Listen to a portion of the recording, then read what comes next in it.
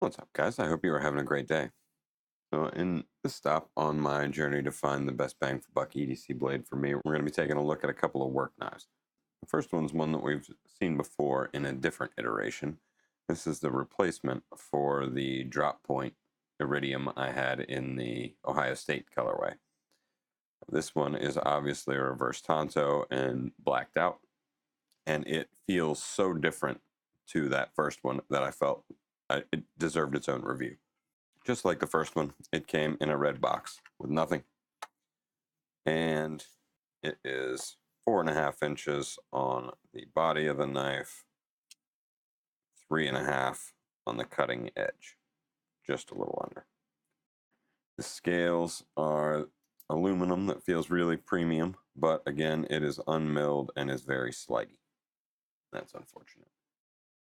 The frame is skeletonized stainless steel, you can see in there, and that's great. And we have this really nice backspacer here that terminates into this less optimal lanyard loop. Kind of digs into your hand here. Doesn't really offset the comfort gain there because so many grips don't use the back here, but it is kind of annoying. The opening device is a pair of fatty thumb studs, and they work great. The blade shape is a reverse Tonto, and I really like it. Keeps a really nice pokey tip, but maintains a much thicker spine with no swedge. Really like that. I really like this real sweeping, shallow belly.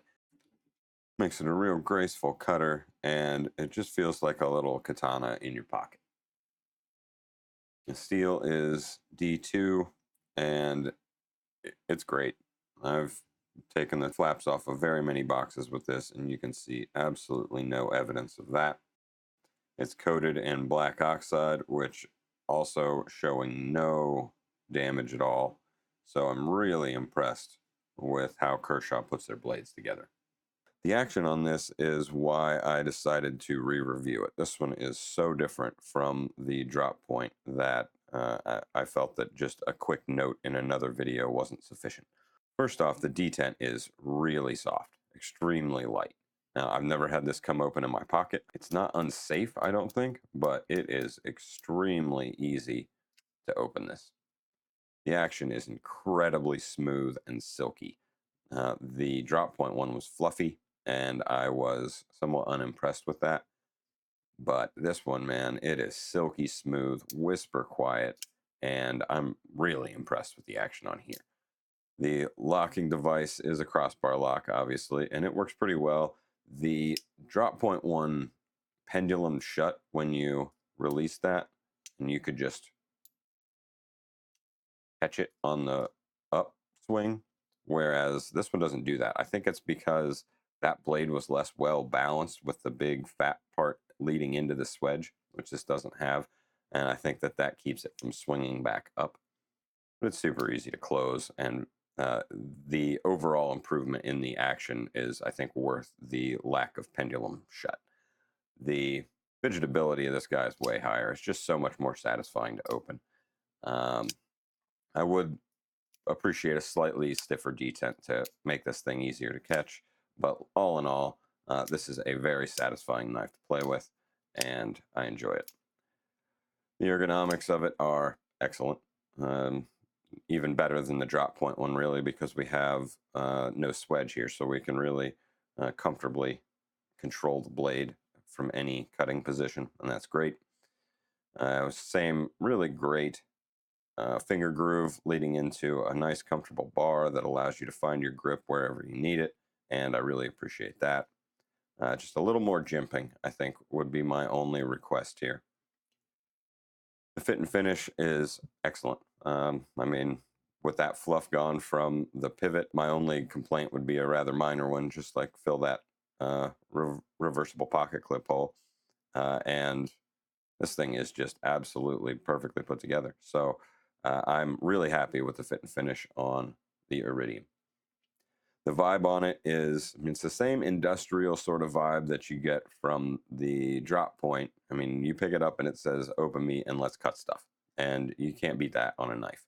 However, this one has the black on black, and it just feels like it has, I don't know, +1 to stealth.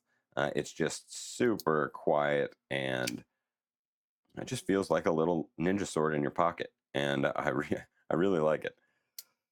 So I shipped the drop point back. I got that for $45. I paid an additional $10 on top of it to get this. So we're in 55 all day on that. I am super happy with this knife at that price. The MSRP on it is 70, and I think it's definitely worth that. With the improved action, I see absolutely no reason to not want to spend that on this knife.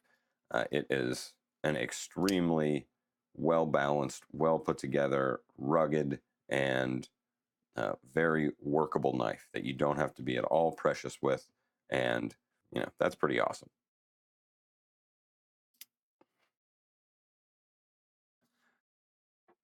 The next knife we're going to be looking at today is a little guy by comparison. It is the Stout FLK from SOG. This guy came in a presentation box with nothing. The size on it is a little guy for sure. It is 3 3/4 inches on the body of the knife, and the blade itself is 2 3/4, but really it's 2.5 on the cutting edge.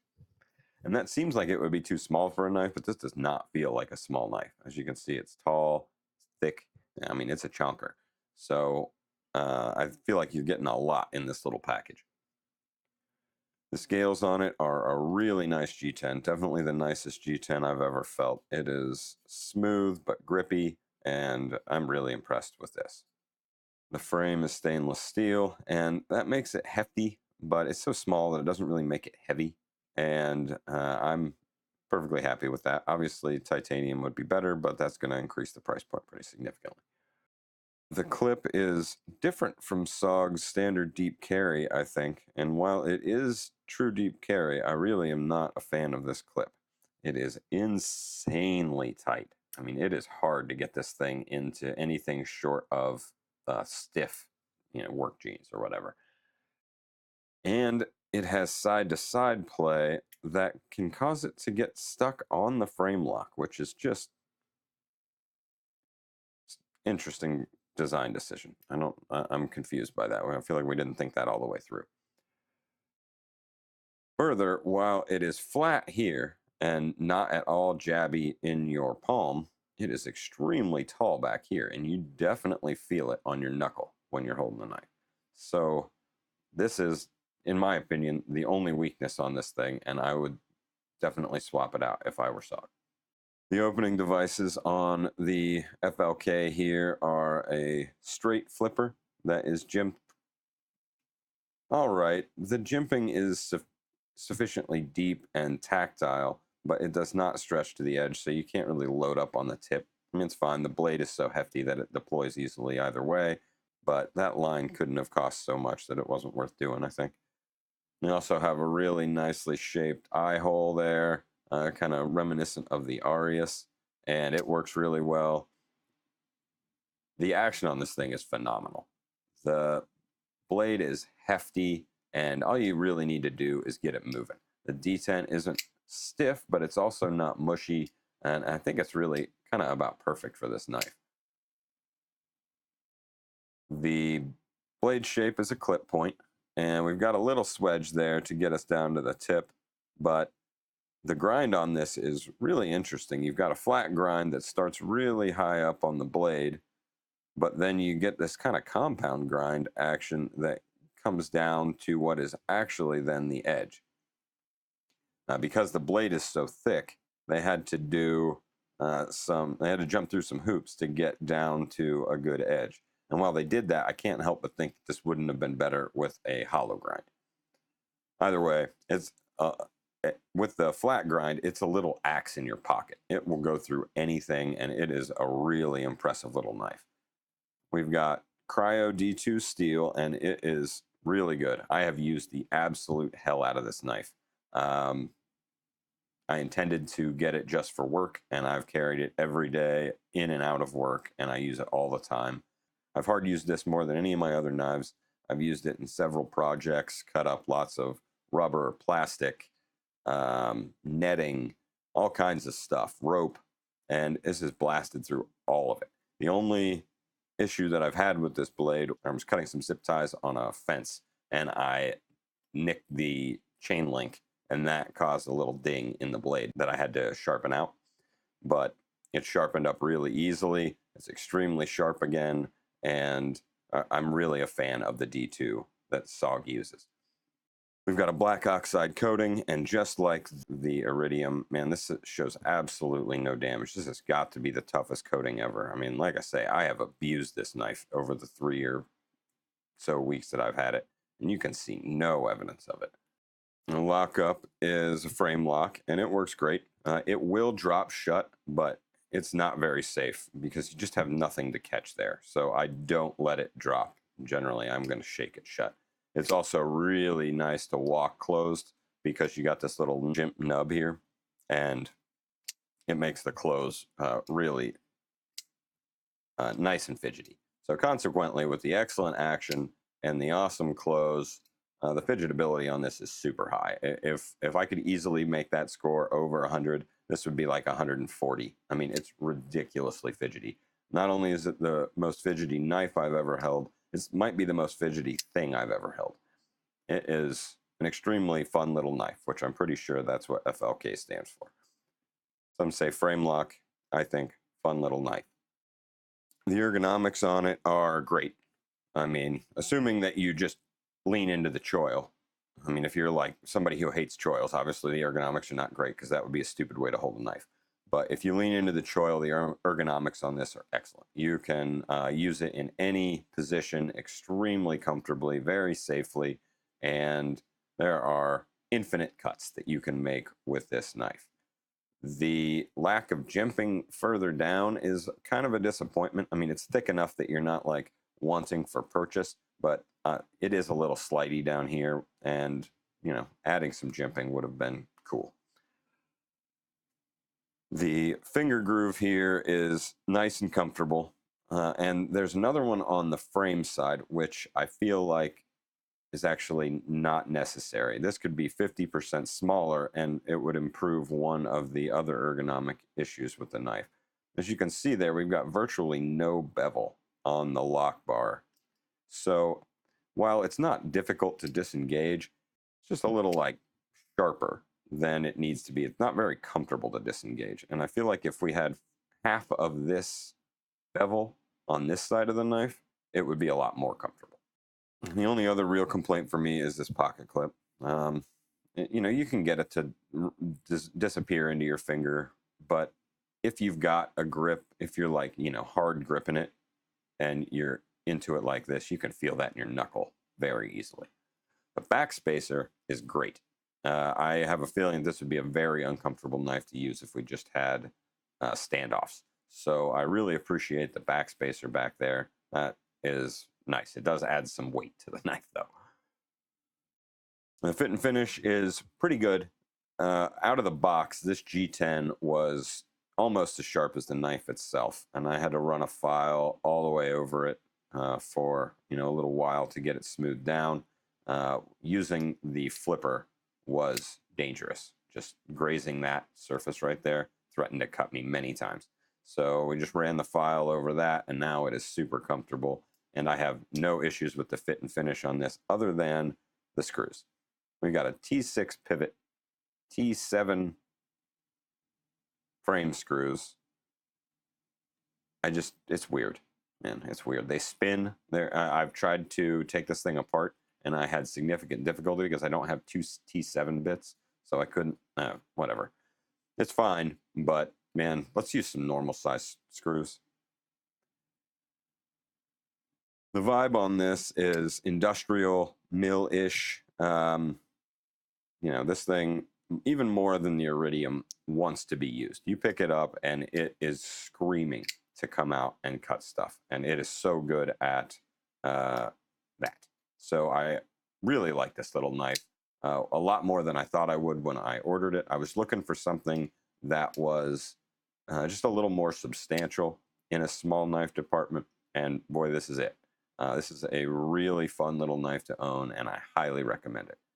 We are looking at $50 MSRP on this, but it's been on sale for $35 on Amazon for this black on black version for quite a while. I believe it still is at the time of filming.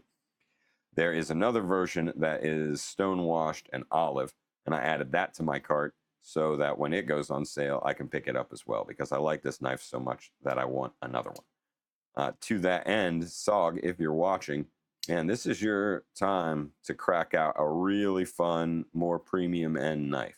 Give me this thing in S35 VN with a hollow grind, fat carbon, titanium frame lock, maybe fix up some of these ergonomic issues, and this could be possibly one of the best knives of all time. So I'm not sure that, given SOG's sort of vibe, that is likely to happen, but boy, I sure wish it would. Maybe, so this thing was designed by Mikkel Willemsen, and he is a pretty famous knife designer, and he's designed some really cool knives.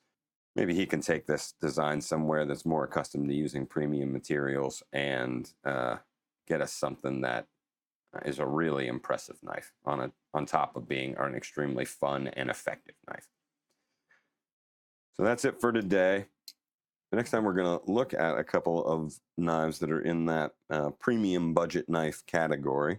We've got the Mini Praxis 11th edition from Civivi and the Caviezo QSP Penguin.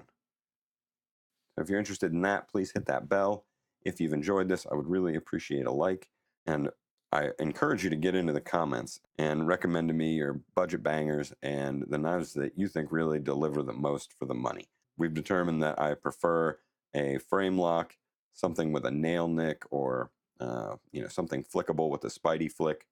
And I'm a big fan of edge retention over toughness. So if you have any suggestions for me, I would love to hear them. Thank you very much for joining me today. I hope you have a great rest of your day. Don't forget, we're all in this together, so be excellent to each other. Be good to yourself as well.